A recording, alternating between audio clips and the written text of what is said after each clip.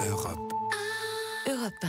L'international, François Clémenceau, 14 pays de l'Union européenne ont expulsé hier plus d'une centaine d'agents russes sous couverture diplomatique. On se croirait finalement revenu au temps de la guerre froide, sauf que cela fait longtemps que la Russie a, elle, changé de méthode. Oui, et pour vous en apercevoir, prenez la liste parmi les 27 de ceux qui n'ont pas pris de sanctions contre la Russie. Vous en avez 8 qui sont particulièrement exposés: Autriche, Bulgarie, Hongrie, Grèce, Chypre, Malte, Slovaquie.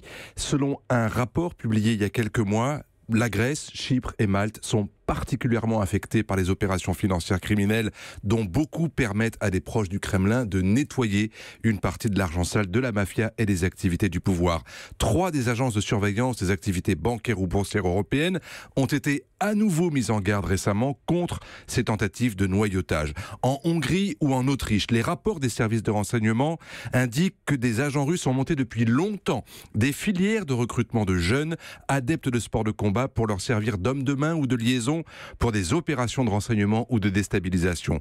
En Hongrie, il existe une connexion établie, par exemple, entre des mouvements paramilitaires nationalistes, des clubs de paintball où l'on peut s'entraîner sur des armes à feu et des agents russes. Les services de renseignement s'inquiètent également de l'activité russe dans les Balkans. Oui, c'est l'autre maillon faible, parce qu'à part la Croatie et la Slovénie qui sont bien ancrées dans l'Union européenne et l'OTAN, le reste de la région est bien fragile.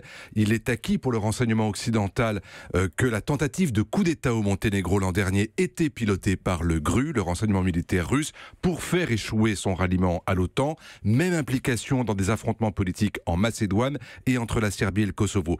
Et lorsque ce n'est pas le nationalisme qui est instrumentalisé, c'est le racisme ou l'islamophobie, pas seulement sur Internet. En Allemagne, cette fois, les services ont noté la présence de plus de 60 clubs de combat qui pratiquent la méthode Systema, enseignée dans l'armée russe, et les enquêteurs soupçonnent ses membres d'exacerber les divisions jusque dans la rue en Allemagne contre les migrants. Le rapport que je cite indique que 10% de la population carcérale aujourd'hui en Allemagne est russophone. Ça vous donne une idée de l'ampleur du phénomène. Donc autrement dit, François, toutes les expulsions ne servent à rien finalement. Alors, pas forcément, parce qu'une grande partie de ces activités-là restent tout de même pilotées et coordonnées à partir des enceintes diplomatiques où il y a des agents sous couverture.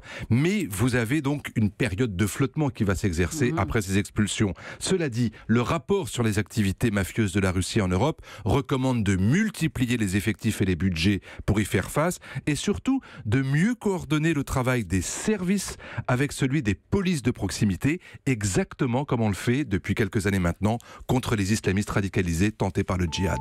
Europe 1.